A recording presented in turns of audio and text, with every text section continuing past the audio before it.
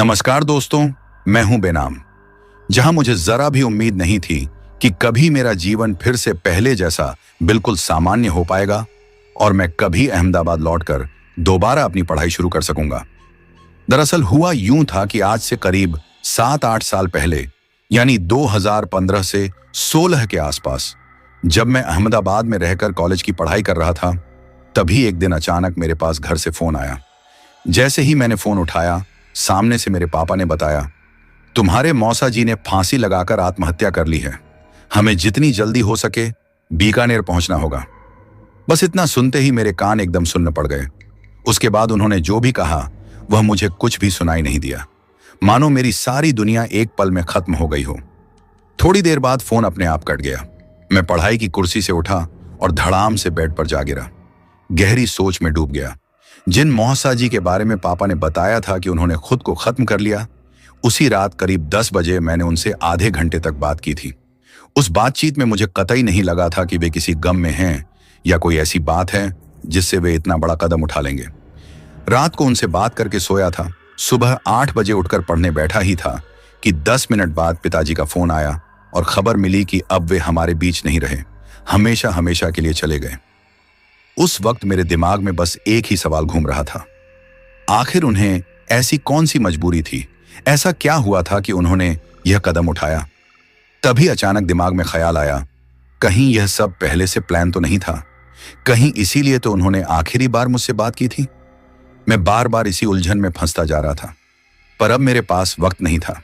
पापा ने कहा था, जितनी जल्दी हो सके निकलो, पहली ट्रेन पकड़कर तुरंत बीकानेर पहुंचो। मैं बता दूं, मैं मूल रूप से बीकानेर का ही रहने वाला था, लेकिन पढ़ाई के लिए अहमदाबाद में था और यहां आए मुझे करीब 2 साल हो चुके थे। मेरा बीकानेर के एक छोटे से गांव में था और हमारे घर से वहां महज 20-25 किलोमीटर की दूरी थी। पहले मुझे घर पहुंचना था, फिर परिवार के साथ मामेरा जाना था। पर रास्ते में ही जब मैं ट्रेन में था, पिताजी का फिर फोन आया। बोले, हम तुम्हारी मौसी जी को लेकर मामा के यहां निकल चुके हैं, तुम सीधे वहीं आ जाना। यह सुनते ही फिर दिमाग में ख्याल आया, वहां पहुंचते ही चारों तरफ मौत का मातम होगा। मैं उन मंजरों का सामना कैसे करूंगा। आज तक मैंने कभी ऐसा माहौल नहीं देखा था, कभी किसी ताजा मौत वाली जगह पर नहीं गया था, वो भी इस तरह की मौत। पूरे रास्ते ट्रेन में बैठे बैठे फ्लैशबैक चलता रहा। मौसा जी के साथ बिताए सारे पल आंखों के सामने घूमने लगे। अभी तो उनकी शादी नई नई हुई थी, फिर अचानक जीवन में ऐसा क्या तूफान आया कि उन्होंने यह कदम उठा लिया। अभी तो उन्होंने वैवाहिक जीवन का सुख भी ठीक से लिया नहीं होगा कि हमें और मौसी जी को छोड़कर चले गए। बार बार मौसी जी का ख्याल आ रहा था, जब उन्हें पता चला होगा तो खुद को कैसे संभाला होगा। उनकी दुनिया तो बसने से पहले ही उजड़ गई। न जाने उन्होंने मौसा जी के साथ आने वाले जीवन के लिए कितने सपने संजोए होंगे। पर शायद मैं उस वक्त सब कुछ गलत सोच रहा था, क्योंकि आगे जो सच सामने आया, उस सच ने तो मेरे भी पैरों तले जमीन खिसका दी थी। उस वक्त मुझे जरा भी अंदाजा नहीं था कि आगे चलकर मैं खुद भी ठीक वैसी ही किसी घटना का शिकार होने वाला हूं। शायद आगे चलकर मेरे साथ भी कुछ ऐसा हो जाए कि मेरा मन बार बार मुझे खुद को खत्म करने के लिए उकसाने लगे। लेकिन उस वक्त तक इन सारी बातों का मुंह पर कोई असर नहीं हुआ था। मेरे दिमाग में बस एक ही सवाल घूम रहा था, आखिर मौसा जी ने ऐसा क्यों किया। और पिछली रात जब उन्होंने मुझसे बात की थी, उस दौरान उन्होंने मुझे मौसी जी से भी बात नहीं करवाई थी। पहले जब भी मौसा जी मुझसे फोन पर बात करते थे, उनके पास मौसी जी की हंसी की या उनकी अजीब अजीब शिकायतें करने की आवाजें जरूर आती थी। उन आवाजों से मैं समझ जाता था कि नई नई शादी का रंग अभी चढ़ा हुआ है। कई बार तो मैं ही गलत टाइम पर फोन कर देता था और उनके वैवाहिक जीवन में खलल डाल देता था। मुझे इसमें मजा भी आता था।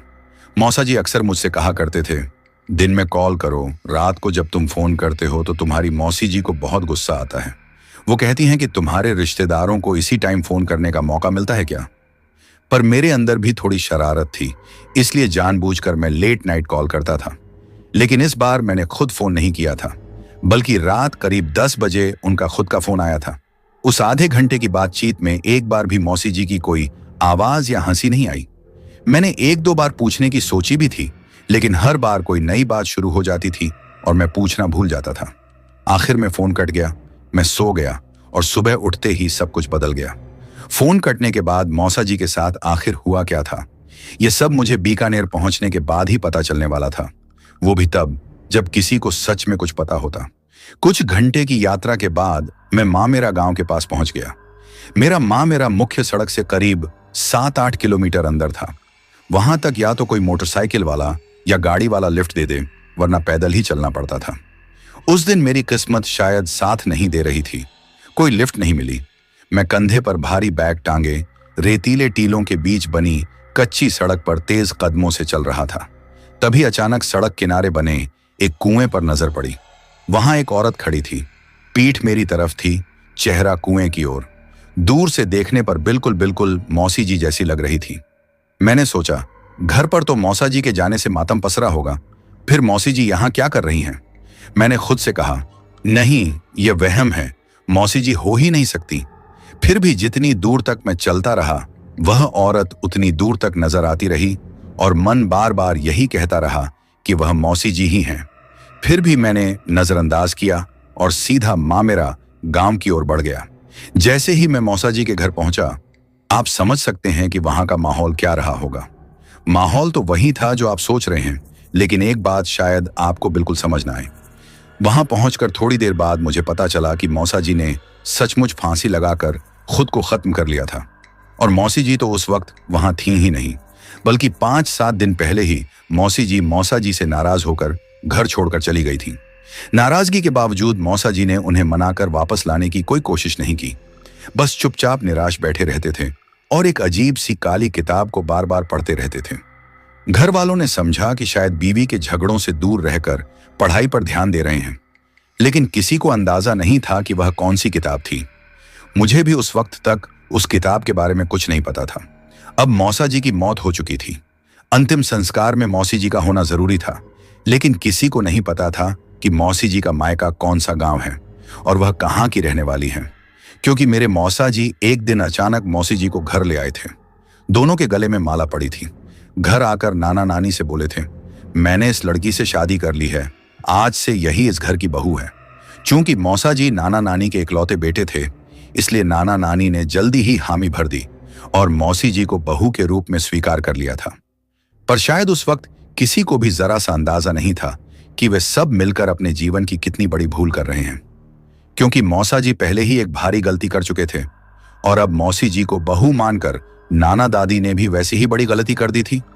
मैं आपसे ऐसा क्यों कह रहा हूं कि राधिका मौसी जी को बहू बनाकर नाना दादी ने भयंकर भूल की थी?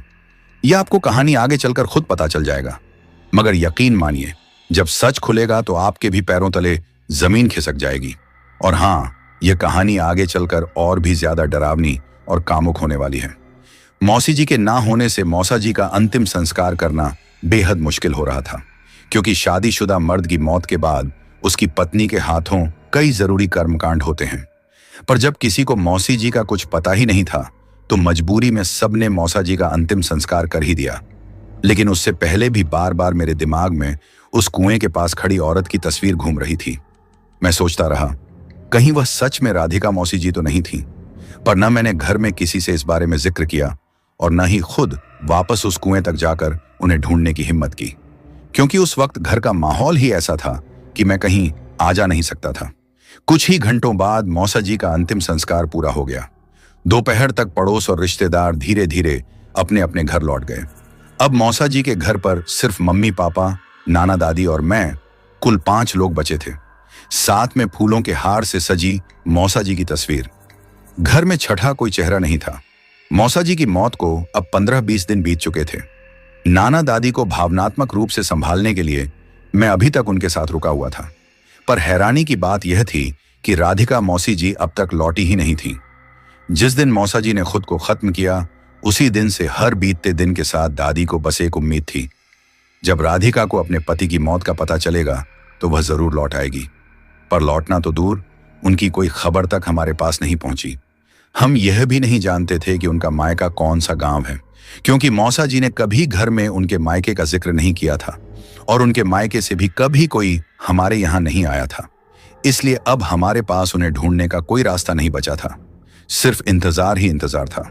कुछ दिन और गुजरने के बाद मैंने धीरे धीरे दादी से जानने की कोशिश की कि आखिर मौसा जी को ऐसी कौन सी मजबूरी थी कि उन्होंने यह कदम उठाया। दादी ने बताया, मौसा जी ने खुद को खत्म करने से कुछ दिन पहले राधिका मौसी जी से छोटा सा झगड़ा हुआ था। मौसी जी का कहना था कि रात को जब मौसा जी खेतों में पानी देने जाते हैं तो वह अकेली नहीं रह पाती, इसलिए वह चाहती थीं कि मौसा जी रात को उनके साथ ही सोईं और खेतों में न जाएं। अब आप में से कई लोग सोच रहे होंगे कि बीकानेर में इतना पानी कहां से आया कि खेतों में देने की बात हो रही है। तो बता दूं, हमारे यहाँ बरसात का पानी छोटे छोटे तालाबों में जमा किया जाता है और उसी से पशुओं के लिए थोड़ी सी खेती की जाती है, जो सिर्फ घर के जानवरों का पेट भरती है। दिन में इतनी भयंकर गर्मी पड़ती है कि मिट्टी आग के अंगारों जैसी तपने लगती है। बिना चप्पल जूते के पैर रखो तो छाले पड़ जाएं। इसलिए खेतों में पानी रात को ही दिया जाता था, जब तक मिट्टी ठंडी हो जाती थी। नाना जी की तबीयत पहले से खराब रहती थी, इसलिए यह काम मौसा जी ही करते थे। पर हफ्ते में जिस एक रात वे खेत जाते थे, उस एक रात के लिए भी राधिका मौसी जी उन्हें अकेला नहीं छोड़ती थी। कुछ घंटे भी रात को अकेले नहीं रह सकती थीं। आप खुद समझ सकते हैं कि वह कैसी औरत थी। इन सब बातों के बीच मुझे एक और बात पता चली।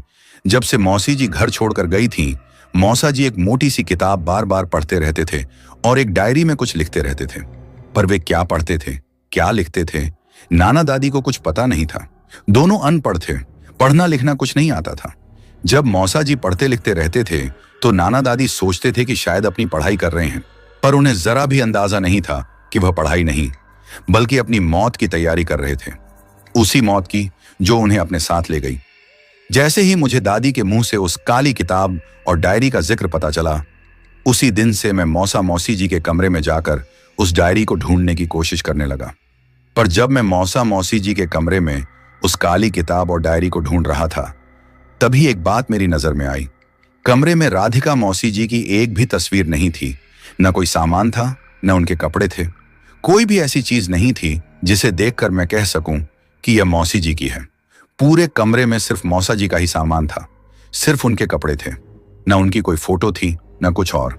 दोनों की साथ में खिंचवाई हुई एक भी तस्वीर नहीं थी। इससे मुझे शक होने लगा, पति पत्नी के कमरे में पत्नी की एक भी फोटो न हो। यह बात बहुत अजीब थी। फिर मैंने सोचा, शायद झगड़े के वक्त राधिका मौसी जी सारी फोटो अपने साथ ले गई होंगी। तभी दिमाग में एक और बात आई। अक्सर अचानक शादी करके बाहर से आई लड़कियां ज्यादा दिन नहीं टिकती। आपके आसपास भी कई बार ऐसा हुआ होगा कि कोई अनजान जगह से लाई गई लड़की रातों रात सारा सामान समेटकर गायब हो जाती है। पर मेरी मौसी जी ने घर का कोई सामान तो लिया नहीं था, मगर अपना एक भी सामान पीछे छोड़कर नहीं गई थी। इसलिए अब उनके बारे में कुछ पता लगाना हमारे लिए बहुत मुश्किल हो रहा था। तभी अलमारी के नीचे तलाशी लेते हुए मुझे वह किताब और डायरी एक साथ मिल गई। मैं दोनों को उठाया, मौसा जी का कमरा बंद किया और सीधा अपने कमरे में चला गया। उस वक्त तक मम्मी पापा अहमदाबाद लौट चुके थे। नाना दादी के साथ सिर्फ मैं ही रुका था, क्योंकि दादी ने खुद मम्मी से कहा था, इसे कुछ दिन हमारे पास रहने दो, इससे हमें विकास की याद कम सताएगी, वरना घर बिल्कुल खाली लगेगा और हमें खाना भी कौन खिलाएगा। पर आज मुझे उस फैसले पर बहुत पछतावा होता है। अगर उस दिन मैं नाना दादी की बात मानकर वहां न रुकता तो शायद मेरी जिंदगी में वो सब कभी ना होता। किताब और डायरी लेकर जब मैं अपने कमरे में पहुंचा, उस वक्त दोपहर का समय था और नाना दादी आराम कर रहे थे। मैंने दरवाजा अंदर से बंद किया, बेड पर बैठ गया और उस किताब को खोल लिया। पर जैसे ही पहला पन्ना पलटा, मैं चौंक गया। यह किताब मैंने आज तक जितनी भी किताबें देखी थीं, उन सब से बिल्कुल अलग थी। हर पन्ने पर एक विचित्र सा चित्र बना था और उसके नीचे सिर्फ 4-5 लाइनें लिखी हुई थीं। पहला पन्ना पढ़ते ही मेरे शरीर में एक अजीब सी सिहरन दौड़ गई। 4 पन्ने पढ़ते पढ़ते कमरे का तापमान अचानक गिरता हुआ महसूस हुआ और मुझे हल्की हल्की ठंड लगने लगी। मैंने पास पड़ी चादर ओढ़ ली और फिर पढ़ता रहा। आपको बता दूं, जैसे ही मैंने पहला पन्ना पलटा था, सबसे ऊपर मोटे मोटे अक्षरों में एक नाम लिखा था, कर्ण पिशाचिनी। उस नाम को पढ़ते ही मुझे समझ आ गया कि यह किताब कर्ण पिशाचिनी के बारे में है। पर मौसा जी इसे क्यों पढ़ रहे थे, यह मुझे उस वक्त तक समझ नहीं आया था। मैंने पहले कभी कर्ण पिशाचिनी के बारे में ज्यादा कुछ नहीं जाना था। 2-1 दोस्तों से सुना जरूर था, पर मैं इन बातों पर कभी विश्वास नहीं करता था। मुझे लगता था कि ये सब बनावटी कहानियां हैं, असल जिंदगी में ऐसा कुछ नहीं होता। फिर भी उत्सुकता के चलते मैं किताब को लगातार पढ़ता रहा। जितना आगे बढ़ता गया, उतना ही मुझे कर्ण पिशाचिनी को हासिल करने की साधना के तरीके पता चलने लगे। सब कुछ लिखा था कि इन तरीकों से कर्ण पिशाचिनी को प्राप्त किया जा सकता है, पर मुझे अभी भी किताबी बातों पर यकीन नहीं हो रहा था। लगभग 15-20 पन्ने पढ़ने के बाद मैंने किताब बंद कर दी, क्योंकि इतनी भयंकर गर्मी में भी मुझे इतनी ठंड लग रही थी कि समझ नहीं आ रहा था कि अचानक आसपास का माहौल इतना ठंडा कैसे हो गया। फिर मैंने किताब बंद की और मौसा जी की डायरी खोल ली। डायरी पढ़ते ही सारा खेल समझ में आ गया। मुझे पता चल गया कि मौसा जी ने खुदकुशी नहीं की थी, बल्कि किसी और ने उन्हें मारा था, और किसने मारा था उसका अंदाजा भी मुझे धीरे धीरे होने लगा था। जैसे ही मैंने विकास मौसा जी की डायरी खोली और पढ़ना शुरू किया, उसमें उनकी आपबीती लिखी हुई थी। शुरू के पेज को पढ़ते हुए अब मैं आपको वही सुना रहा हूं जो उस वक्त मैं पढ़ रहा था। मेरा नाम विकास है और मैं बीकानेर के एक छोटे से गांव का रहने वाला हूं। आज से कुछ दिन पहले जब मैं रात के वक्त खेत में पानी देने गया था, तो रास्ते में एक बड़े पेड़ के नीचे मुझे एक साधु जैसा आदमी बैठा हुआ मिला था, जो पूरी तरह अपनी ध्यान लीला में डूबा हुआ था। उसे उस हालत में देखकर मैं सोचता हूं कि आज तक हमने इस साधु को गांव के आसपास कभी देखा ही नहीं। फिर ये कौन है और इतनी रात गए यहां क्यों बैठा है? पर उस वक्त मेरा मन बहुत चंचल और शरारती था। उसी शरारत के चलते मैं वहां एक ऐसी गलती कर बैठता हूं जिसका नतीजा आज मुझे भुगतना पड़ रहा है। देखता हूं कि साधु अपनी साधना में लीन है और उसके बगल में एक बड़ा सा झोला पड़ा है। उस झोले के ऊपर एक काले रंग की किताब रखी हुई है, जो रात के अंधेरे में भी ठीक से दिखाई नहीं दे रही थी। पर उस किताब पर एक बेहद खूबसूरत स्त्री का चित्र बना था और उसके ऊपर लिखा था कर्ण पिशाचिनी। जैसे ही मैंने वह नाम पढ़ा, मेरे अंदर उस किताब को पढ़ने की तीव्र इच्छा जाग उठी। स्कूल के दिनों में मैंने दोस्तों से और कुछ टीचरों से भी कर्ण पिशाचिनी के बारे में सुना था। लोग कहते थे कि जो इसे पा लेता है उसे अपने और दूसरों के भविष्य भूत का पूरा ज्ञान हो जाता है, और साथ ही कर्ण पिशाचिनी शारीरिक सुख भी देती है। इन बातों के लालच में मैं चुपके से साधु के पास जाता हूं। वह ध्यान में डूबा था। मैंने मौका देखा और झोले पर रखी उस काली किताब को उठा लिया। खेत में पानी देते वक्त मैंने उस किताब को बबूल के पेड़ की ऊंची डाल पर रख दिया। काम खत्म होते ही किताब उठाई और सीधा घर ले आया। घर आने के बाद कई महीनों तक मैं लगातार उस किताब को पढ़ता रहा। वह बहुत मोटी किताब थी, पूरा पढ़ने में काफी वक्त लगा, पर पूरी किताब पढ़ने के बाद मुझे यकीन हो गया था कि अगर मैं इसमें लिखे हर नियम का पालन करूंगा तो कुछ ही दिनों में मैं दुनिया का सबसे शक्तिशाली इंसान बन जाऊंगा। मेरे पास ऐसी अपार शक्तियां आएंगी जिनसे मैं किसी को भी अपना गुलाम बना सकूंगा, और मेरे पास एक ऐसी सुंदर स्त्री होगी जिसके यौवन के आगे सारी दुनिया की औरतें फीकी पड़ जाएंगी। मैं ऐसा शारीरिक सुख भोगूंगा जो शायद आज तक किसी ने नहीं भोगा होगा। पर इन सब को पाने के लिए मुझे उतने ही गंदे और भयानक चरणों से गुजरना पड़ेगा। साधना के लिए एकांत चाहिए था। मैंने प्लान बनाया। नाना दादी को तीर्थ यात्रा के बहाने गांव के बाकी बुजुर्गों के साथ भेज दिया। मैंने कहा, आपकी पूरी यात्रा का खर्च मैं उठाऊंगा। यह सुनकर वे बहुत खुश हुए। मैंने उन्हें पैसे भी दे दिए। गांव से एक बस 4 धाम यात्रा पर जा रही थी।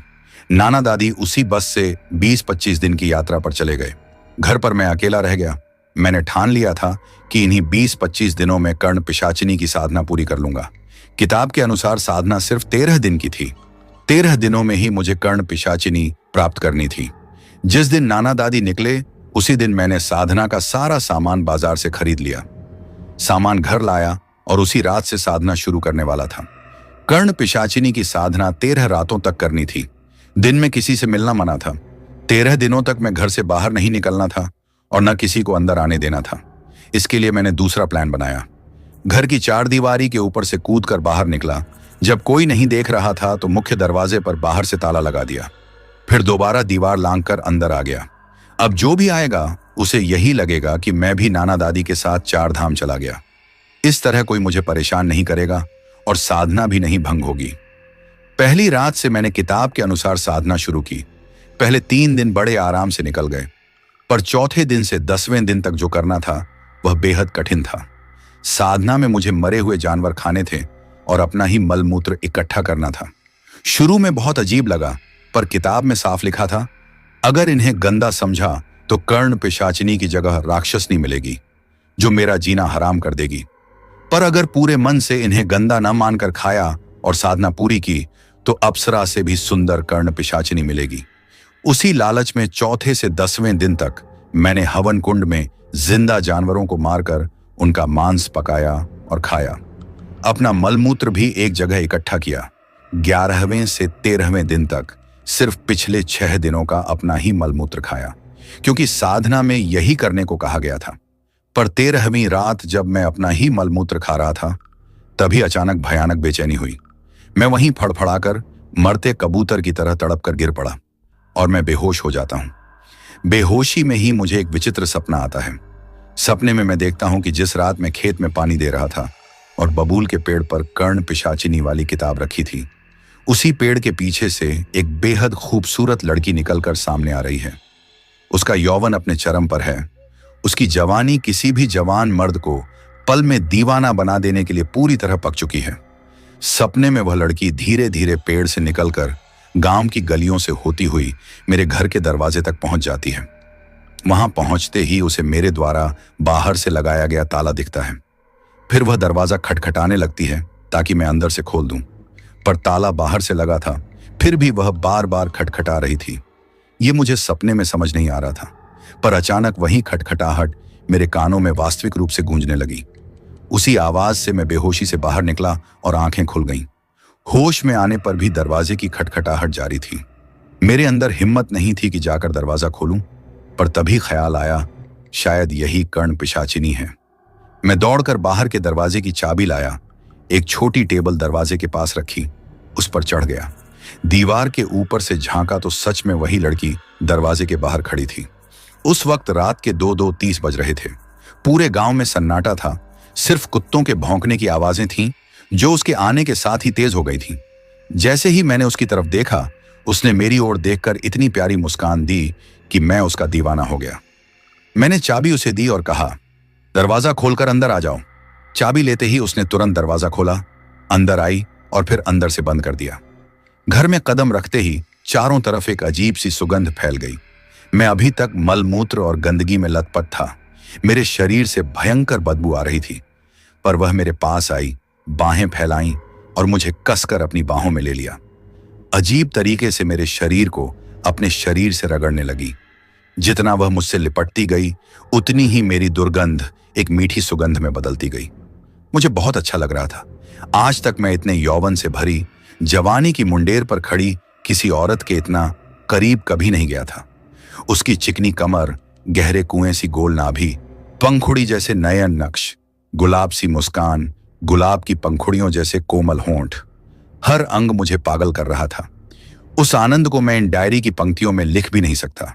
दरवाजे के पास मुझे गले लगाने के बाद वह बोली, सब यहीं करोगे या कमरे में भी चलोगे? मैंने कहा, मैं तो मलमूत्र में सना हूं। वह बोली, चलो अंदर, मैं तुम्हें नहलाती हूं। फिर वह मुझे घर के अंदर बने स्नान घर में ले गई। वहां पहुंचा तो देखा, सारे बर्तन और बाल्टियां सफेद दूध और शहद से भरी हुई थीं। ऊपर गुलाब की पंखुड़ियां बिखरी थीं। वह मुझे बैठाकर अपने हाथों से सहलाते सहलाते नहलाने लगी। नहलाते नहलाते वह खुद भी पूरी तरह भीग गई। गीले कपड़ों में उसका यौवन मुझे बेकाबू कर रहा था। मैं खुद को रोक नहीं पा रहा था। स्नान पूरा होते ही वह मुझे खींचते हुए कमरे में ले गई। कमरे में बेड पर जैसे ही हम एक दूसरे की बाहों में समाये, उसने मुझे कुछ करने का मौका ही नहीं दिया। वह भूखी शेरनी की तरह मुझ पर टूट पड़ी। मैं तो पूरा शरीर ढीला छोड़कर बस लेटा रहा। मेरे शरीर का सिर्फ एक अंग ही उस वक्त ढीला नहीं था। उसी अंग को वह निचोड़ निचोड़ कर मेरे ऊपर उछल रही थी। अपनी सारी जवानी का रस मुझे पिला रही थी। मुझे लगा जैसे मैं जन्नत में हूं और किसी हूर के साथ भोग कर रहा हूं। वह रात भर चली। उसने मुझसे 5-7 बार संभोग किया।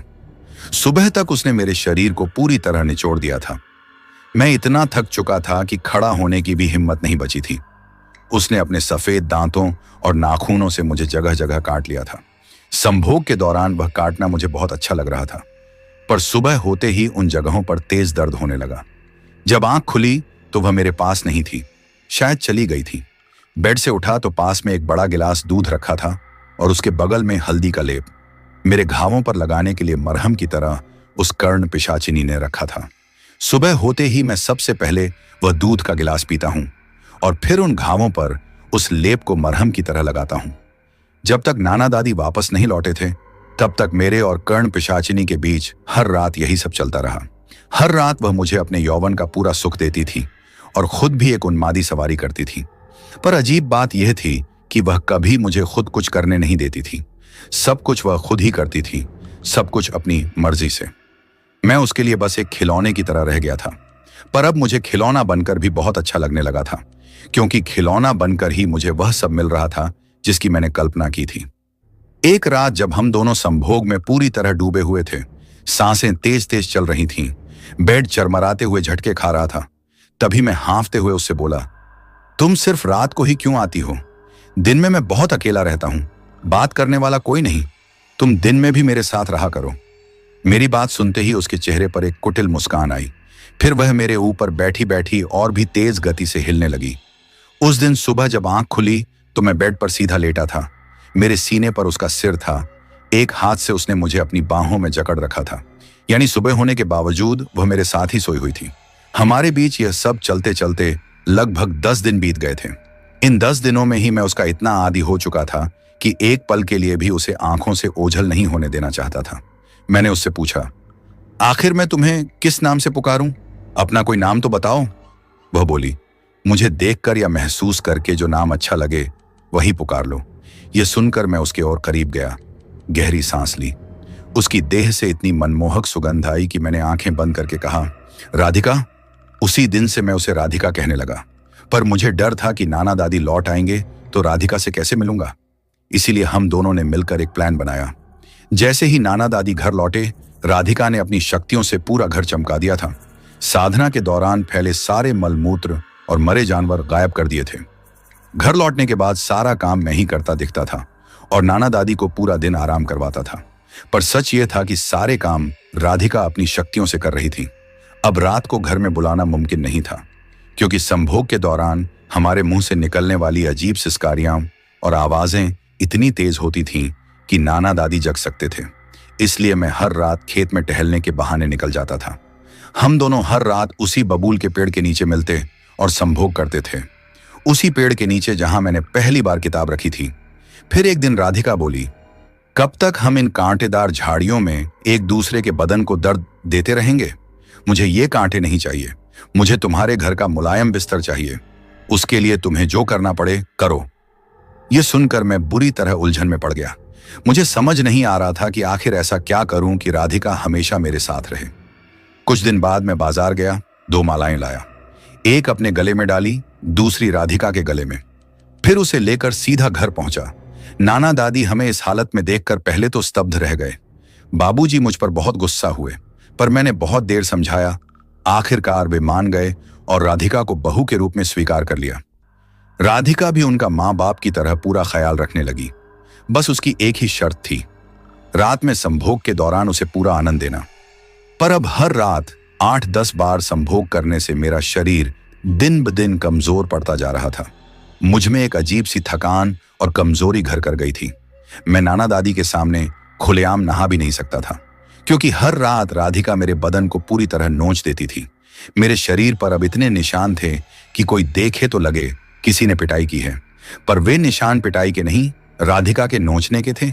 जितना मैं कमजोर पड़ता जा रहा था, उतना ही राधिका का यौवन और जवानी खिलती जा रही थी। शरीर में इतनी कमजोरी के बावजूद मैं हर रात उसे रोक नहीं पाता था। वह मेरे ऊपर शेरनी की तरह सवार हो जाती थी और मैं हर बार मेमने की तरह दबा रह जाता था। कई बार मैंने उसे नीचे लेकर करने की कोशिश की, पर उसने साफ मना कर दिया था। उसने कहा था, मैं कभी तुम्हें अपने ऊपर नहीं आने दूंगी। मेरे साथ करना है तो मेरे हिसाब से करना होगा।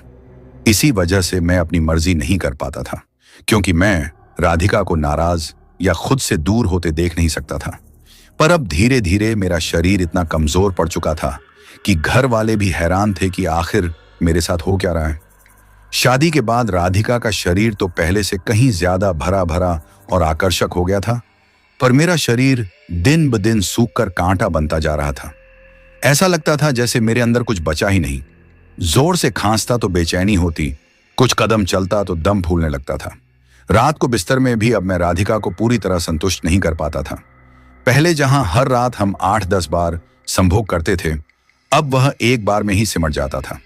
दूसरी बार की हिम्मत ही नहीं बचती थी। मैं बेसुध होकर गिर पड़ता था। इसी बात पर अब हर रात झगड़ा होने लगा था। राधिका मुझसे नाराज रहने लगी थी और उसकी नाराजगी का असर नाना दादी पर भी पड़ने लगा था। वह न घर का काम ठीक से करती थी और कई बार ऊंची आवाज में उनसे भी बात करने लगती थी। एक रात मैंने उसे समझाया, मैं धीरे धीरे अपना शरीर फिर से ठीक करने की कोशिश करूंगा, पर मुझे तुम्हारा साथ चाहिए। पर राधिका मेरी कोई बात सुनने को तैयार ही नहीं थी। बुखार होने पर भी वह बिना संभोग किए नहीं रहती थी।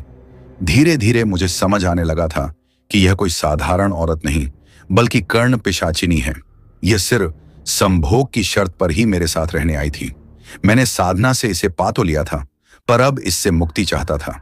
मैं किसी भी तरह इन सब से छुटकारा पाना चाहता था, पर किताब में सिर्फ पाने की विधि थी, छोड़ने या काबू करने की कोई विधि नहीं थी। मुझे समझ नहीं आ रहा था कि इसे वश में कैसे करूं। मेरे पास सिर्फ एक ही उपाय था, संभोग। इतने दिनों में मुझे अच्छी तरह पता चल चुका था कि जितना ज्यादा मैं रात को इसे संतुष्ट करूंगा, उतना ही यह मेरी गुलाम बनेगी और मेरी हर बात मानेगी। पर अगर संतुष्ट नहीं किया तो यह मुझ पर हावी होती जाएगी और एक दिन मुझे हमेशा के लिए छोड़कर जा सकती है। किताब में साफ लिखा था, अगर कर्ण पिशाचिनी को वह नहीं मिला जो चाहिए, तो वह धीरे धीरे विलुप्त हो जाएगी और एक दिन सदा के लिए चली जाएगी। मैं चाहता तो था कि यह मुझे छोड़कर चली जाए, पर जिस हालत में था, उस हालत में मैं भी इसे छोड़ नहीं सकता था। हर रात उसके हुस्न की सवारी करने की लत मुझे लग चुकी थी। शरीर में हिम्मत न हो, फिर भी उसके पास जाते ही मैं उत्तेजित हो जाता था और जो कुछ बचा कुचा था वह निचोड़ लेती थी। पर उस वक्त मुझे जरा भी अंदाजा नहीं था कि यह कर्ण पिशाचिनी मुझे अपने अलावा किसी और के साथ बर्दाश्त नहीं कर सकती। नाना दादी के अलावा अगर कोई मुझे छूने या पास आने की कोशिश करता तो उसे कुछ न कुछ तकलीफ पहुंचती थी। पर अगर मैंने जानबूझकर यह गलती की तो आगे क्या होगा, इसका मुझे अंदाजा नहीं था। पर आगे चलकर मैंने यही गलती कर दी और उसका नतीजा मुझे भुगतना पड़ा। जब मेरा शरीर बहुत कमजोर हो गया था तो मैंने अपने एक दोस्त से बात की। मैंने कहा, मैं चाहकर भी अपनी बीवी को रात में संतुष्ट नहीं कर पा रहा। उसने मुझे पास के गांव के एक हकीम से मिलने की सलाह दी। वह आयुर्वेदिक हकीम थे और गुप्त रोगों का भी इलाज करते थे। मैं दिन में उनके पास गया और सारी बात खुलकर बता दी।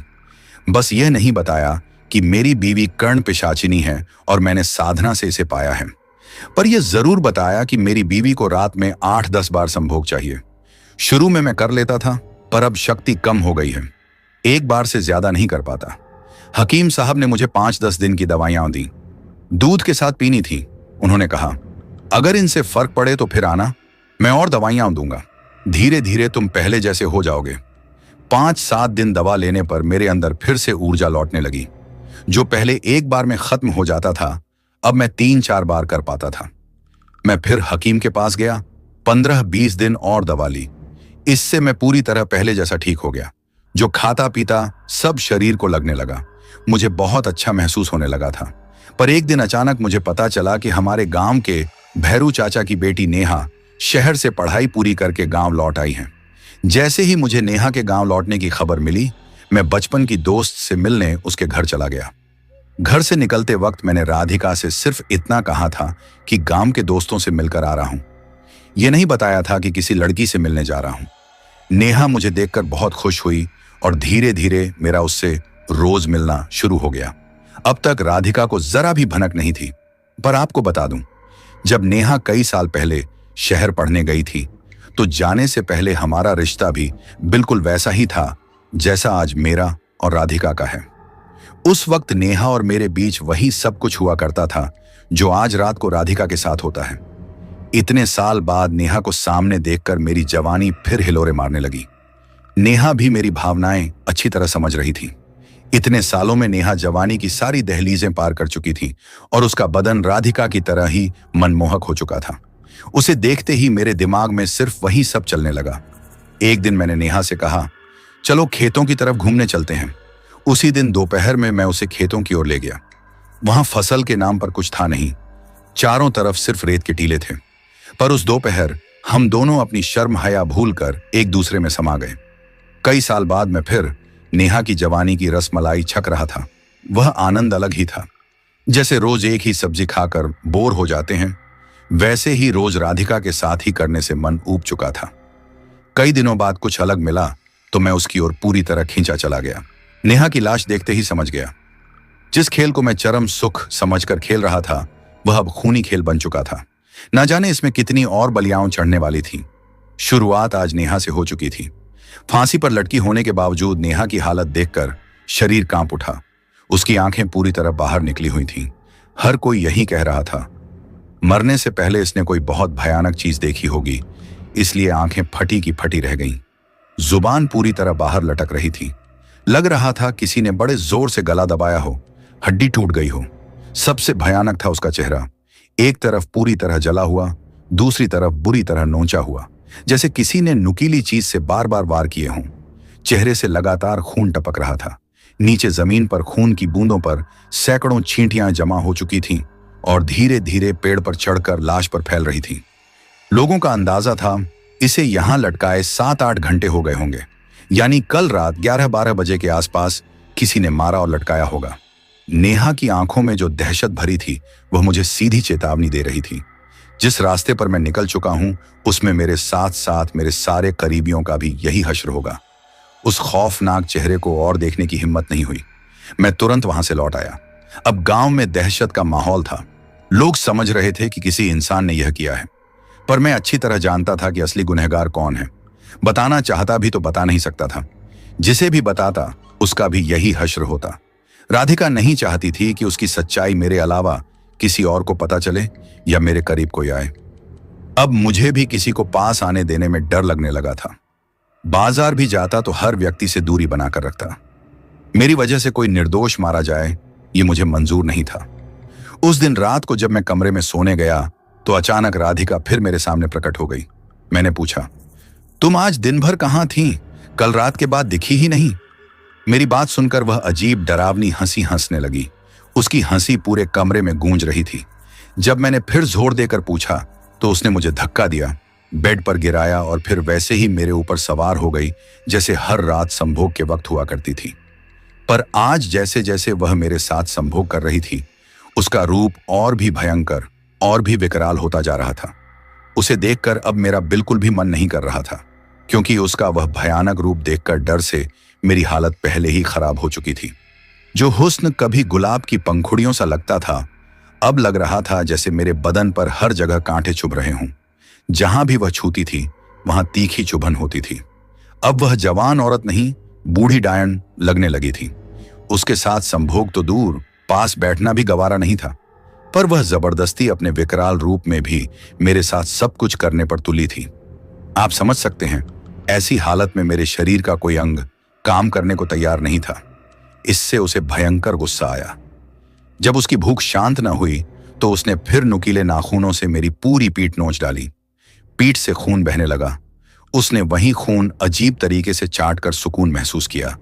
फिर अचानक वह मेरे ऊपर चढ़ी और कल की तरह गला दबाते हुए बोली, मैं तुम्हें अपने साथ ले जाऊंगी, यहां नहीं छोड़ सकती।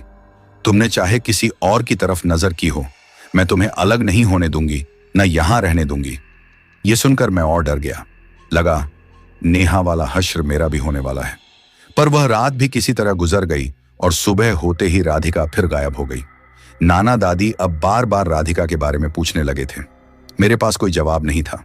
हर रात वह कर्ण पिशाचिनी आती, अपने डरावने रूप में संभोग की कोशिश करती। मैं कुछ कर न पाता तो वह मेरे शरीर का कोई न कोई हिस्सा काट कर खून पीती और मुझे अपने साथ ले जाने की धमकी देकर चली जाती। ऐसे 3-4 दिन बीत गए। फिर एक रात अचानक राधिका फिर कमरे में आई। इस बार पहले जैसा यौवन से भरा रूप। धीरे धीरे मेरे करीब आई। बदबू की जगह फिर वही मनमोहक सुगंध। उसका रूप इतना लुभावना था कि मैं न चाहते हुए भी फिर खींचा चला गया। इस बार उसने बेड की बजाय नीचे आंगन में मुझे लिटाया और सब कुछ करना चाहा। उसकी जवानी से मैं इतना मदहोश था कि न कहने की हिम्मत ही नहीं हुई। पर करते वक्त उसने कुछ ऐसा किया कि मुझे अंदाजा हो गया, अब मेरा अंत निकट है। उसने गले में हल्का दुपट्टा डाला हुआ था। संभोग के बीच उसने दुपट्टा उतार कर मेरे गले में लपेट दिया। फिर अचानक उसकी आंखें बड़ी डरावनी हो गईं। चेहरे पर कुटिल मुस्कान आ गई। दोनों हाथों से दुपट्टे को जोर जोर से खींचकर गला दबाने लगी। नीचे संभोग की स्पीड और तेज होती गई, ऊपर गला और कसता गया। माहौल इतना भयानक था कि शायद मैं इसे डायरी में भी पूरी तरह लिख न पाऊं। नीचे वह तेजी से उछल रही थी, ऊपर उसका चेहरा फिर उसी काले नसों वाले डरावने रूप में बदल रहा था। हाथों की पकड़ और मजबूत होती जा रही थी। गले से गुर्राहट निकलने लगी थी। डर और दम घुटने से मेरी आंखें भी नेहा की तरफ बाहर आने लगी थीं। मुझे लगा बस अब कुछ पल का मेहमान हूं, पर तभी कुछ ऐसा हुआ कि वह अपने मकसद में नाकाम रह गई और संभोग भी बीच में रुक गया। उसकी स्पीड इतनी तेज थी कि उसे पता ही न चला।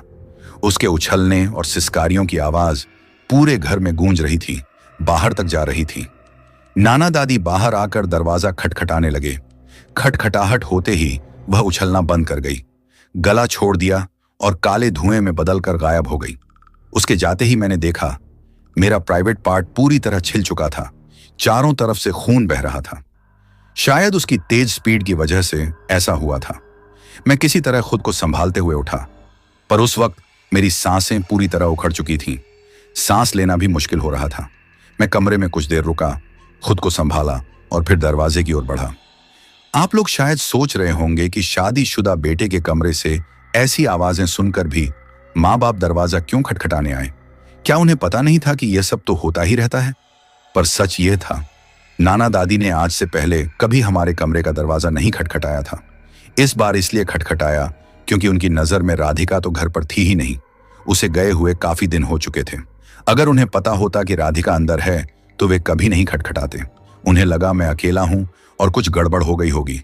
बस अपनी घबराहट शांत करने और तसल्ली करने ही उन्होंने दरवाजा खटखटाया था। दरवाजा खोला तो बाहर नाना दादी चिंता में खड़े थे। पूछा, बेटा ये आवाजें क्या थीं? तुम ठीक तो हो? मैंने खुद को नींद से उठा हुआ दिखाकर नॉर्मल होने का नाटक किया। वे मुझे ठीक देखकर अपने कमरे में लौट गए। पर उस रात मुझे साफ समझ आ गया था, अगर वह कर्ण पिशाचिनी फिर आई, अपने हुस्न से मुझे ललचाया और फिर वही सब दोहराया, तो इस बार मैं बच नहीं पाऊंगा। पर वह रात किसी तरह कट गई। अगली सुबह हो गई। कल रात जो कुछ हुआ था उसे आज दोपहर में बैठकर मैं इस डायरी में लिख रहा हूं। दोस्तों, मौसा जी की डायरी में बस इतना ही लिखा था। इसके आगे पूरी डायरी खाली थी। यानी उस रात के बाद शायद अगले ही दिन कुछ ऐसा हुआ होगा और वह कर्ण पिशाचिनी उन्हें हमेशा के लिए अपने साथ ले गई होगी। अब मुझे साफ समझ आ चुका था, मौसा जी ने खुद फांसी नहीं लगाई थी। उनकी मौत के पीछे सिर्फ और सिर्फ कर्ण पिशाचिनी का हाथ था। पर कहीं ना कहीं मौसा जी की भी गलती थी। साधना करते वक्त उन्हें अच्छी तरह पता था कि कर्ण पिशाचिनी अपने अलावा किसी और को छूने तक बर्दाश्त नहीं करती। फिर भी वे जानबूझकर नेहा को खेतों में ले गए और मौका पाकर उसके साथ संभोग किया। जब छूने की इतनी बड़ी सजा थी तो खुद को दूसरी औरत को सौंपने का नतीजा तो यही होना था। मैं कमरे में बैठा यही सब सोच रहा था। पर जैसा मैंने पहले बताया, उस वक्त मैं 18-19 साल का था। इन सब के बीच मेरा मन बार बार मौसा जी द्वारा राधिका के साथ लिए गए यौवन के सुख की तरफ खींच रहा था। मैं सोचने लगा, जब वह उन पर सवार होती होगी तो कितना मजा आता होगा। जो औरत दिन में भी इतनी खूबसूरत लगती थी, रात में पूरी तरह निर्वस्त्र होकर उनके साथ सब कुछ करती होगी तो कैसा लगता होगा। क्या कोई इंसान इतनी सुंदर औरत को बिना कपड़ों के सामने देखकर खुद को रोक पाता होगा? धीरे धीरे मेरा मन भी उसी कर्ण पिशाचिनी की तरफ आकर्षित होने लगा। फिर सोचा, नहीं, यह गलत है। वह रिश्ते में मौसी जी थीं। मैं अपनी मौसी जी के साथ ऐसा कैसे सोच सकता हूं? और मुझे तो इन सब का कोई अनुभव भी नहीं था। अहमदाबाद जैसे बड़े शहर में रहता था, पर संभोग के दौरान क्या क्या होता है कुछ पता नहीं था। पर मन के अंदर अब इन सबको जानने और करने की लहरें उठने लगी थीं। मैं विवेक खो बैठा। सोचने समझने की शक्ति जाती रही। मौसा जी और नेहा की मौत का डर भी मन से निकल गया। मैं भी उसी दलदल में धंसता चला जा रहा था। पर मुझे अपने ऊपर पूरा भरोसा था। मैंने मन ही मन खुद से वादा किया, मौसा जी जैसी कोई गलती नहीं करूंगा। राधिका के अलावा किसी को छूने तक नहीं दूंगा, पास भी नहीं आने दूंगा। जब गलती ही नहीं करूंगा तो वह मेरे साथ ऐसा क्यों करेगी? मेरी जान क्यों लेगी? बस 13 दिन की बात है। जैसा मौसा जी ने किया मैं भी वैसा ही करूंगा। फिर कर्ण पिशाचिनी मेरे पास आ जाएगी। संभोग का सुख तो मिलेगा ही, साथ ही कॉलेज के पेपर पहले से हासिल करना, दोस्तों से आगे निकलना, सब कुछ करवाऊंगा। मैंने मन ही मन ठान लिया था। पर मौसा जी की तरह यह साधना करने के लिए मुझे भी एकदम एकांत जगह चाहिए थी। माँ मेरा में तो यह संभव नहीं था और घर पर भी नहीं। पर अहमदाबाद में जहां मैं रहता था वहां मैं बिल्कुल अकेला था। पापा बड़े बिजनेसमैन थे, पैसे की कोई कमी नहीं थी। उन्होंने मेरे लिए पूरा एक अपार्टमेंट किराए पर ले रखा था। 2 कमरे, बड़ा हॉल, किचन, सब कुछ था। वहां कोई आता जाता भी नहीं था। मैंने मन में ठान लिया यही जगह एकदम परफेक्ट है। पर तभी दिमाग में आया, साधना में हवन करना पड़ता है, आग जलानी पड़ती है। सोसाइटी में थोड़ा सा धुआं भी हुआ तो पड़ोसी समझ जाएंगे कि फ्लैट में आग लगी है। कोई दूसरा उपाय नहीं सूझ रहा था। कई दिन तक मुझे कोई सही जगह नहीं मिली। माँ मेरा मैं नाना दादी के साथ तो बिल्कुल नहीं रहना था। मैं जानता था कि यहां रहकर साधना नहीं हो सकती। इसलिए मैंने कॉलेज का बहाना बनाया और उनसे कहा कि मुझे अहमदाबाद जाना जरूरी है। फिर नाना दादी को वहीं छोड़कर मैं सीधे अहमदाबाद निकल गया। पर जाते वक्त माँ मेरा से 2 चीजें मैं चुपके से ले आया था। एक काले रंग की मोटी कर्ण पिशाचिनी वाली किताब और दूसरी मौसा जी की लिखी हुई डायरी। दोनों चीजें लेकर मैं अपने अहमदाबाद वाले फ्लैट पर पहुंच गया। पर फ्लैट के आसपास का माहौल देखकर लगा कि यहां साधना करना मुमकिन नहीं। फिर एक दिन कॉलेज में दोस्तों के साथ घूमते हुए उन्होंने कहा, चल यार, अहमदाबाद के पास सर्जनगढ़ जंगल में घूमने चलते हैं। उन्हें एडवेंचर बहुत पसंद था। हर 3-4 महीने में वहां जाते थे। उस वक्त जुलाई अगस्त का महीना था। बरसात का मौसम जोरों पर था। बरसात में जंगल का मजा ही अलग होता है। मैंने हाँ कर दी। अगले दिन हम सब मिलकर सर्जनगढ़ जंगल पहुंच गए। जंगल में घूमते वक्त जगह जगह चबूतरे बने थे जहां लोग बंदरों और जंगली जानवरों के लिए खाना डालते थे। ज्यादातर बंदरों के झुंड आते और केले वगैरह खा लेते थे। पर उस दिन जंगल में घूमते हुए मुझे कई ऐसी सुनसान जगहें दिखीं कि मन में विचार आया, रात को यहां आकर मैं आराम से साधना कर सकता हूं। कोई डिस्टर्ब करने वाला नहीं मिलेगा। अब मेरे और नेहा के बीच हर 2-3 दिन बाद यही होने लगा। नेहा ने मुझसे कहा, शहर में पढ़ाई के दौरान मैंने तुम्हें बहुत मिस किया था। बहुत बार याद किया। सोचा था गांव लौटूंगी तो मौका मिला तो फिर से ये सब करूंगी, पर तुमने तो पहले ही पहल कर दी। मैं कहां पीछे रहने वाली थी। फिर वह बोली, सुना है तुम्हारी शादी हो गई है। शादी के बाद भी बीवी को धोखा क्यों दे रहे हो? तुम्हें तो हर रात यह सब मिल ही जाता होगा, फिर भी इतनी भूख क्यों? मैं हंसकर बोला, हर रोज एक ही सब्जी खाकर आदमी ऊब जाता है ना।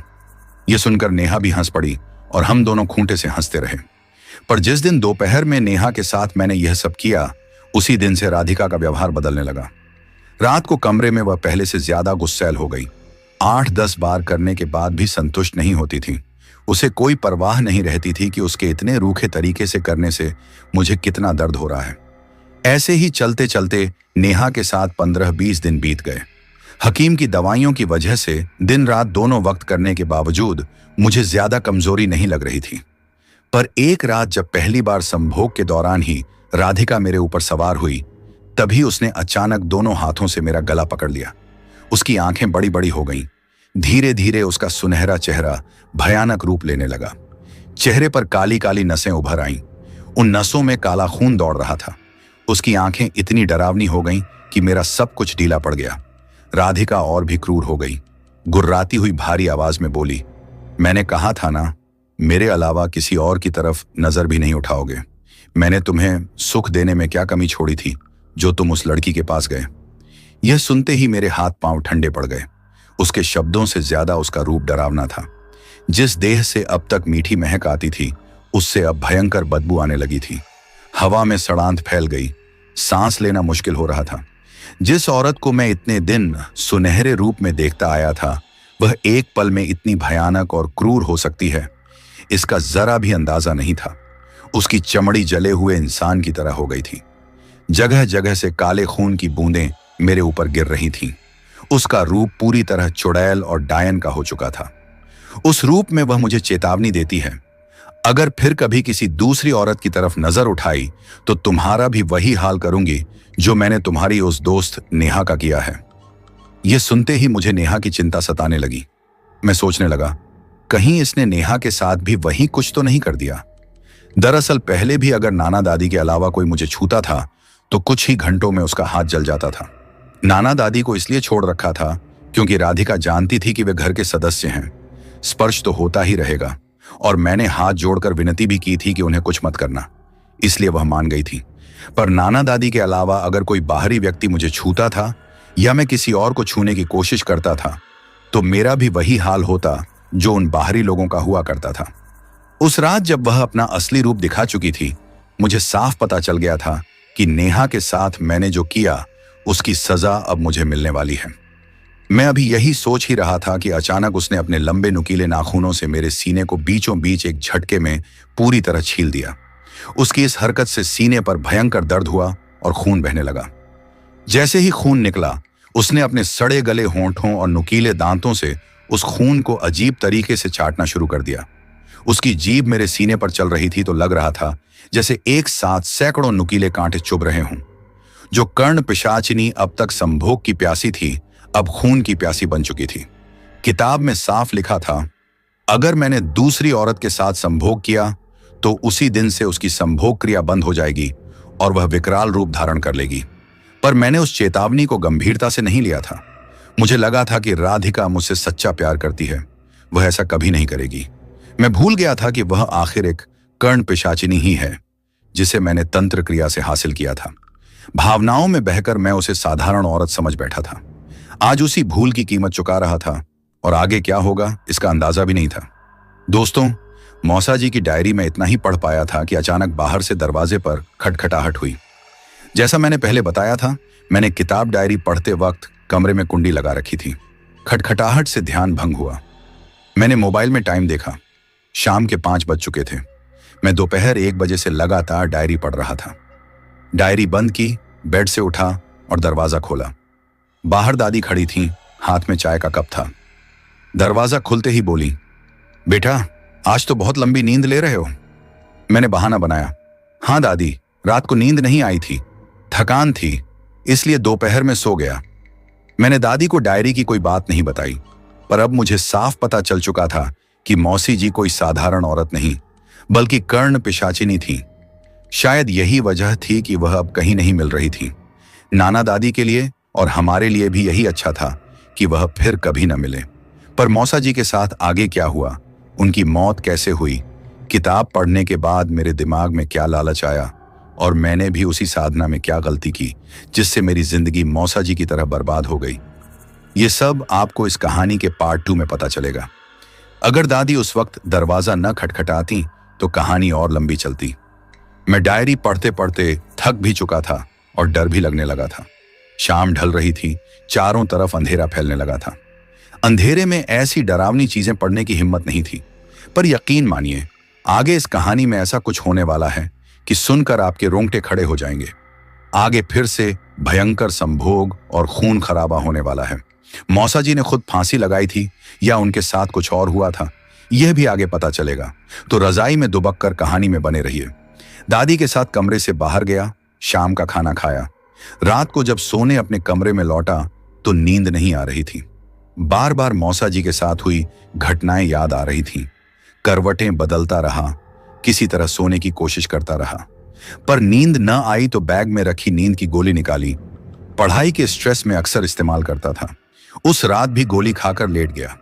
गोली का असर हुआ और थोड़ी देर में नींद आ गई, पर सोते सोते अचानक मुझे आभास हुआ कोई औरत नाना दादी के घर की ओर चलकर आ रही है। सपने में मुझे सिर्फ उसके पैर दिख रहे थे। वह औरत कौन थी ये देख नहीं पा रहा था, पर वह चलते चलते हमारे घर के दरवाजे तक पहुंची और दरवाजा ऐसे खोला जैसे पहले भी सैकड़ों बार इसी दरवाजे से अंदर आ चुकी हो।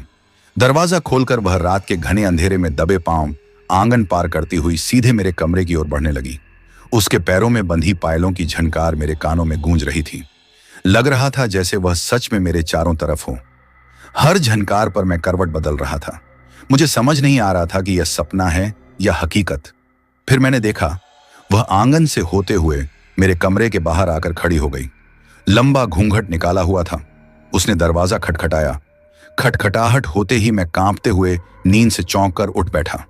जागते ही पूरा बदन पसीने से तर था, सांसें तेज चल रही थीं। 5-7 सेकंड भी नहीं बीते थे कि फिर वही खटखटाहट हुई। मेरा दिल मुंह को आ गया।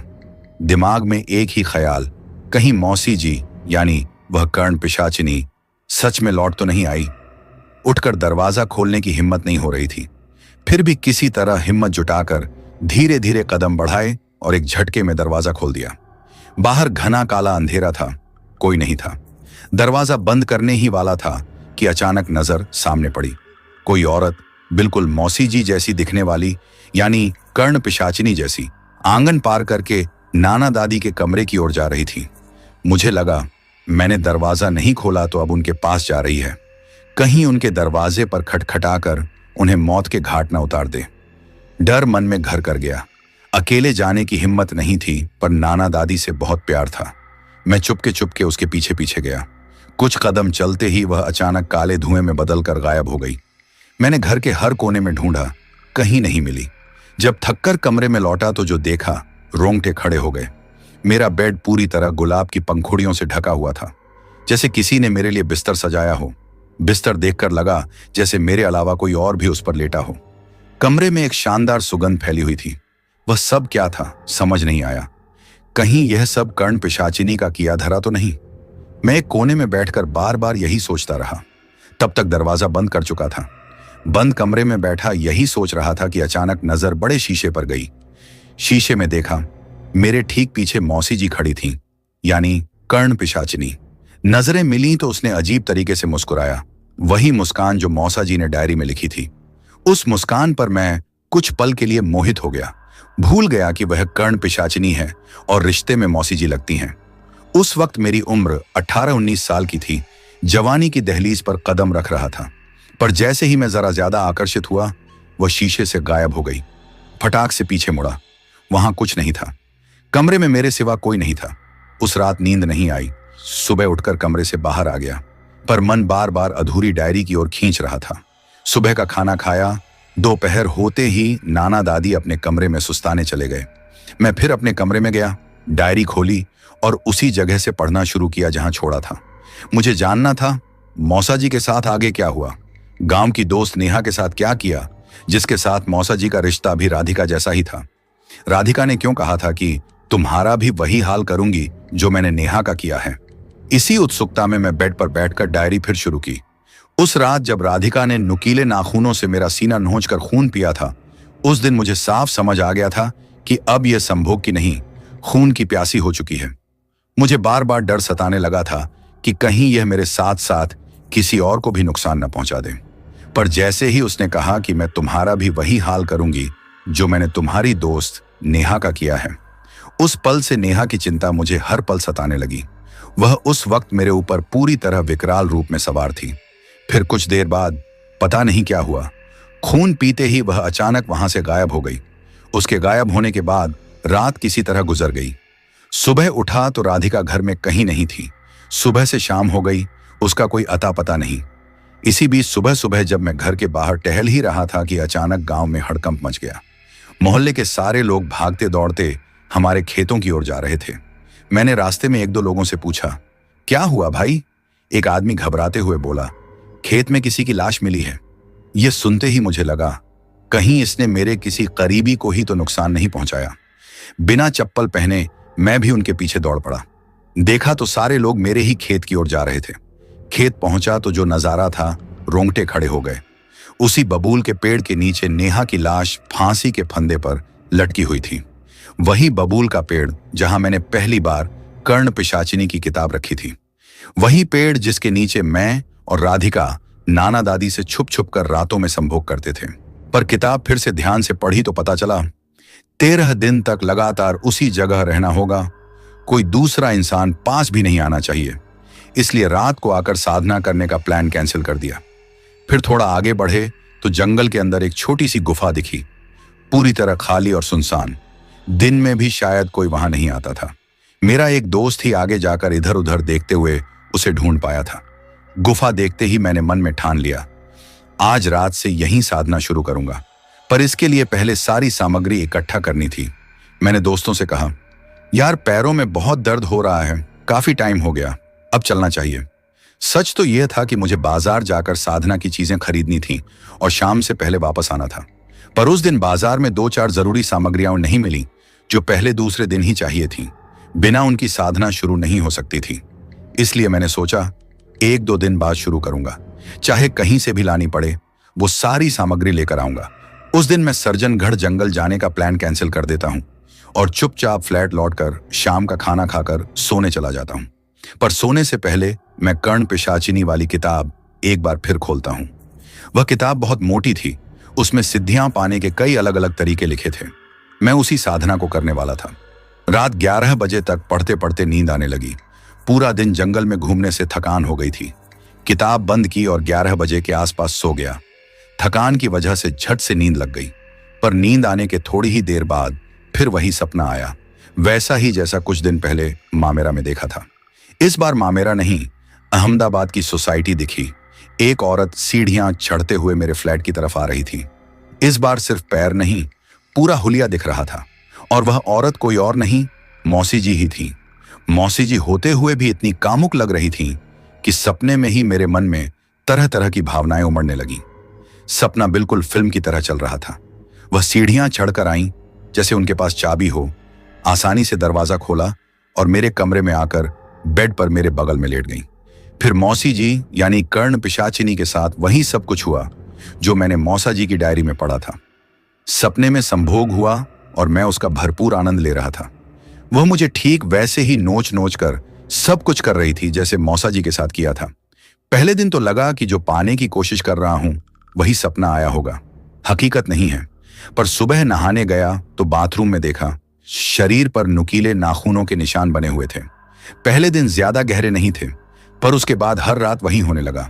लगातार 2-3 दिन तक ऐसा होने पर समझ आने लगा, शायद मौसा जी द्वारा सिद्ध की गई कर्ण पिशाचिनी अभी खत्म नहीं हुई है और अब मेरे पीछे पड़ गई है। पहले यकीन नहीं हुआ, पर हर सुबह नहाते वक्त नाखूनों के निशान के साथ होंठों के निशान भी दिखते थे। तब अंदाजा हुआ ये सब सपना नहीं, हकीकत में हो रहा है। साथ ही कुछ और भी होने लगा। जिस चीज की कमी महसूस करता, जो चाहिए होती, किसी न किसी तरह मेरे पास पहुंच ही जाती। उन दिनों कॉलेज के एग्जाम शुरू हो गए थे। मैं बिल्कुल ध्यान नहीं दे पाया था, पढ़ाई भी नहीं की थी। जैसे ही अचानक डेट आई, मैं हक्का बक्का रह गया। सोचा कुछ नहीं पढ़ा, फेल हो जाऊंगा।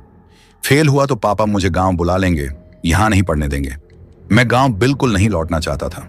यही एक जगह थी जहां रहकर मैं सिद्धियां पा सकता था। तब मन में आया, अगर अभी तक साधना कर कर्ण पिशाचिनी को पा लेता तो पेपर पहले ही मंगवा लेता। बस यही सोचा ही था कि उसी शाम मेरा एक दोस्त आया और बोला, देख तेरे लिए क्या लाया हूं। उसने पैंट की पीछे वाली जेब से मोटा कागज निकाला। खोला तो होश उड़ गए। कुछ दिनों बाद होने वाले कॉलेज एग्जाम का पेपर था। बस पहला पेपर था, बाकी अभी उसके हाथ नहीं लगे थे। उसने बताया, जुगाड़ से दोनों के लिए इंतजाम किया है, पर इसमें काफी पैसे लगे हैं, हमारी मंथली पॉकेट मनी से ज्यादा। अगर लेना है तो आधा आधा खर्चा करना पड़ेगा।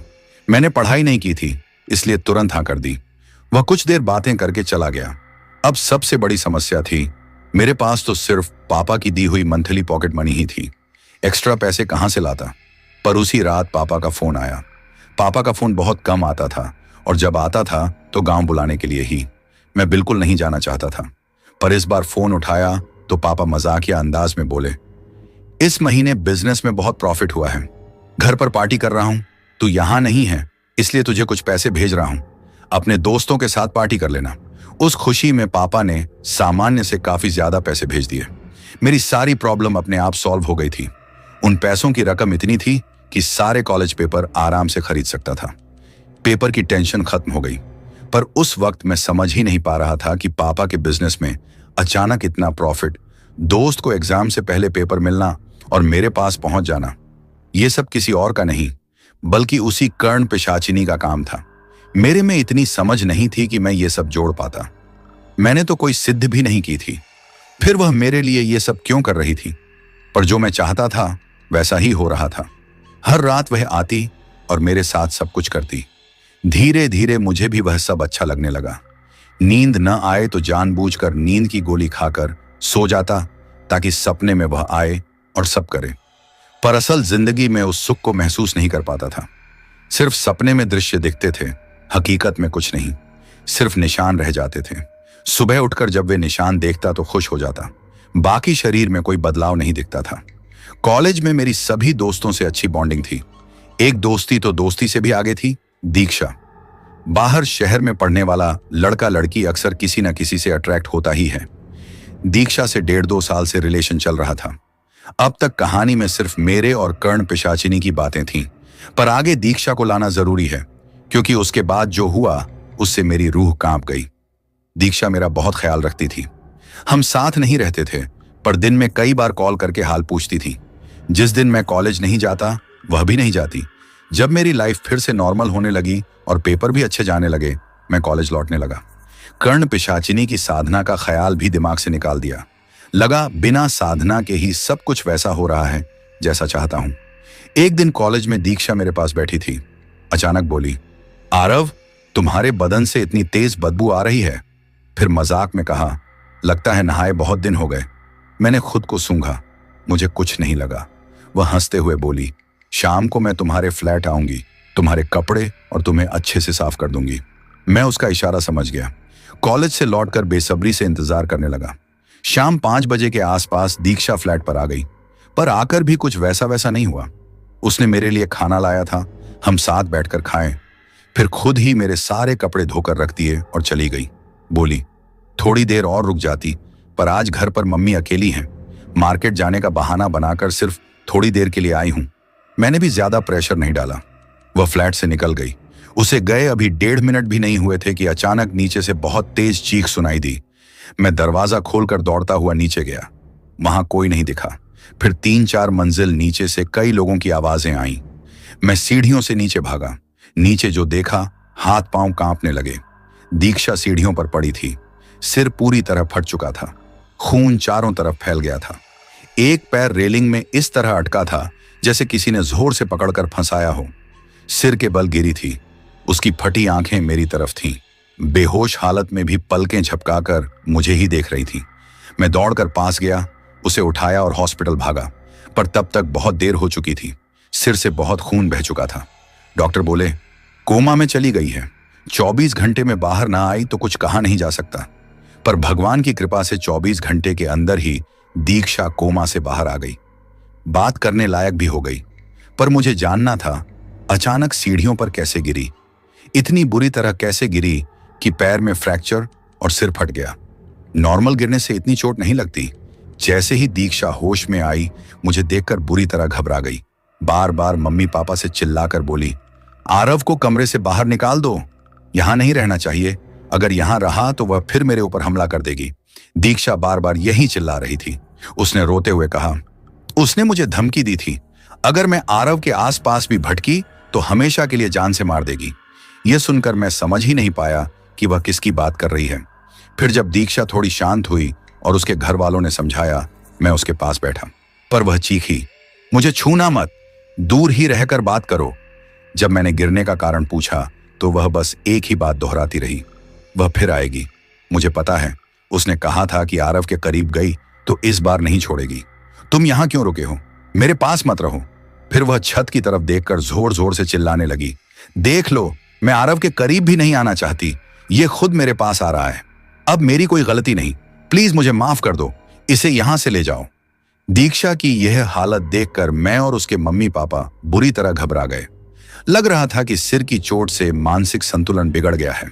असली वजह किसी को पता नहीं थी। फिर कई कोशिशों के बाद दीक्षा ने बताया, जब वह मेरे फ्लैट से निकलकर सीढ़ियां उतर रही थी, तभी ऊपर से एक औरत चढ़ती हुई आई। पर वह औरत किसी औरत जैसी नहीं थी। शरीर मर्दों जैसा था। हुलिया भले औरत का, लंबे बाल थे, पर चाल ढाल बिल्कुल अलग थी। जैसे ही दीक्षा की नजर उसके चेहरे पर पड़ी, वह वहीं रुक गई। समझ नहीं आया कि आंखों के सामने क्या है। भूत प्रेत की कहानियां तो सुनी थीं कि रात में आते हैं, पर यह तो दिन में दिखी। चेहरा पूरी तरह सड़ा गला हुआ था। मकड़ी के जाले जैसे नसों का जाल फैला था, जिसमें काला काला खून जमा हुआ था। यह सुनते ही मुझे मौसा जी की डायरी याद आ गई। उसमें ठीक यही लिखा था, जब कर्ण पिशाचिनी असली रूप में आई थी तो नसों का जाल और काला खून दिखता था। अब साफ समझ आ गया, वह कर्ण पिशाचिनी ही थी। दीक्षा मेरे इतने करीब आ गई थी, इसलिए उसने हमला किया। अब डर लगने लगा। मौसा जी की तरह जो भी मेरे करीब आएगा उसे चोट पहुंचेगी, कहीं मुझे भी खत्म न कर दे। मेरी फटकर फिर हाथ में आ गई। मुझे लगा मौसा जी जैसा होने से पहले ही इससे पीछा छुड़ाना होगा। अब एग्जाम खत्म हो चुके थे, कोई जरूरत नहीं थी। रात का जो सुख था वह भी सिर्फ सपने में था। हकीकत में कभी कुछ हुआ ही नहीं। एक बार भी उसकी सिर्फ पीठ ही दिखी थी। हाँ, मौसी जी के रूप में 2-3 बार मिला था, फोन पर बात की थी, पर मेरे साथ ऐसा करेगी इसका अंदाजा नहीं था। अब मैंने ठान लिया, जितनी जल्दी हो सके घर वालों को सब बता दूंगा, काली किताब और मौसा जी की डायरी के बारे में भी। पर जैसे ही हॉस्पिटल से बाहर निकला, सड़क पार करते वक्त एक भयानक हादसा हो गया। अचानक तेज रफ्तार कार आई और मुझे जोरदार टक्कर मारी। मैं उछलकर कार के बोनट पर गिरा, मुंह शीशे से टकराया। आंखें खुली तो ड्राइविंग सीट पर एक औरत बैठी थी, पर उसका कोई चेहरा नहीं था, सिर भी नहीं था। हाथ पैर सालों पुरानी कब्र वाली सड़ी चमड़ी से ढके थे, जैसे कोई मुर्दा गाड़ी चला रहा हूं। मैं समझ गया वो वही है। तभी उसने कार पीछे की और मैं बोनट से धड़ाम से सड़क पर गिर पड़ा। वह कार दौड़ाते हुए चली गई। उस वक्त गर्मी थी, इसलिए तुरंत पता नहीं चला, पर बाद में मेरा एक हाथ हमेशा के लिए खराब हो गया। हाथ आज भी मेरे साथ है, पर निर्जीव वस्तु की तरह, लकवा मार गया हो जैसे। काम बिल्कुल बंद। अब बहुत सी चीजों में तकलीफ होती है। उस हाथ की आगे की कहानी आपको बाद में पता चलेगी, पर उस हादसे के बाद साफ समझ आ गया अब मेरी जान को भी खतरा है, इसलिए फ्लैट पर लौटना बंद कर दिया। दिन में भी वहां जाने से डर लगता था। मैं वहीं हॉस्पिटल में लौट गया और हाथ की चोट दिखाई। शुरू में ज्यादा गंभीर नहीं लगी थी, पर धीरे धीरे प्रॉब्लम बढ़ती गई।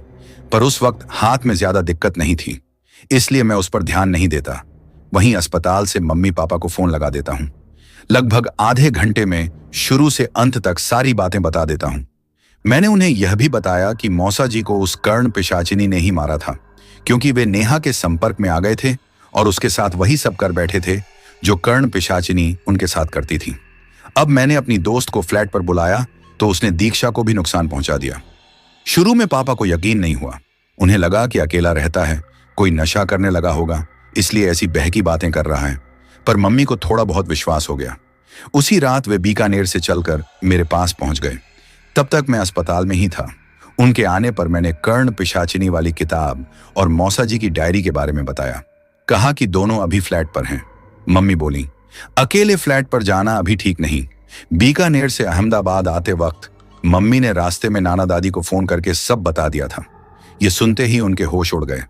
उन्हें अफसोस था कि तंत्र क्रिया में पड़ने से उनका बेटा मारा गया। अब नाती की जान नहीं जाने देना चाहते थे। जब मैंने मम्मी को मौसा जी की डायरी और उसमें लिखी बातें बताई तो मम्मी ने नानी को फोन पर बताया कि मौसा जी को वह डायरी एक साधु से मिली थी। वह साधु तांत्रिक जैसा दिखता था और उसी रात मौसा जी के खेत के पास बबूल के पेड़ के नीचे साधना कर रहा था। यह सुनते ही नानी बोली, आरव के जाने के बाद गांव में एक तांत्रिक घूम रहा था। घर घर पूछ रहा था कि अगर किसी को काली अजीब सी किताब मिली हो तो लौटा दो। वह किताब बहुत खतरनाक है। उसमें सिर्फ मौत बुलाने का तरीका लिखा है, मौत से बचने का कोई उपाय नहीं। नानी ने आगे बताया कि वह तांत्रिक उनके घर भी आया था, पर तब तक मैं लौट चुका था। अब साफ समझ आ गया, सिर्फ वही तांत्रिक हमें बचा सकता है। मम्मी ने नाना दादी से कहा, किसी भी तरह उस तांत्रिक को ढूंढो और जितनी जल्दी हो अहमदाबाद ले आओ। नाना दादी ने 2 दिन तक उसे ढूंढा। बड़ी मुश्किल से दूसरे गांव में मिला। वह वहीं भी उसी काली किताब की तलाश में था। जब नाना दादी 2 दिन तक उसे ढूंढा, बड़ी मुश्किल से दूसरे गांव में मिला। वह वहीं भी उसी काली किताब की तलाश में था। जब नाना दादी ने बताया कि किताब मेरे पास है और उनके बेटे की जान उसी की वजह से गई, तो तांत्रिक बहुत गुस्सा हुआ। बोला, बड़ा अनर्थ होने से पहले मुझे उस लड़के के पास ले चलो।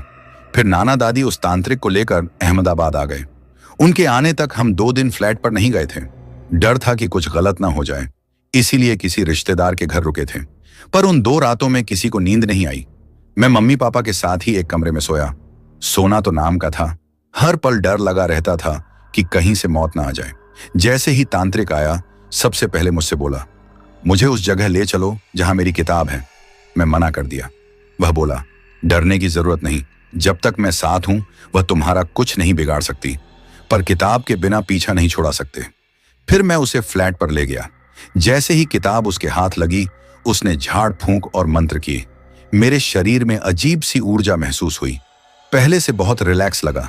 फिर तांत्रिक बोला, इसी फ्लैट पर रात में कुछ तंत्र क्रियाएं करनी होंगी। फिर उस कर्ण पिशाचिनी को काशी के अघोरियों के पास ले जाना होगा। मेरे पास इतनी शक्ति नहीं कि मैं अकेले पीछा छुड़ा सकूं। अहमदाबाद में क्रियाएं पूरी होने के बाद हमने गाड़ी बुक की और तांत्रिक के साथ काशी पहुंच गए। घाटों पर जो अघोरी मिले, तांत्रिक ने उन्हें सारी बात बताई। शायद वे पहले से जानते थे। उसी दिन घाट पर तंत्र साधना हुई।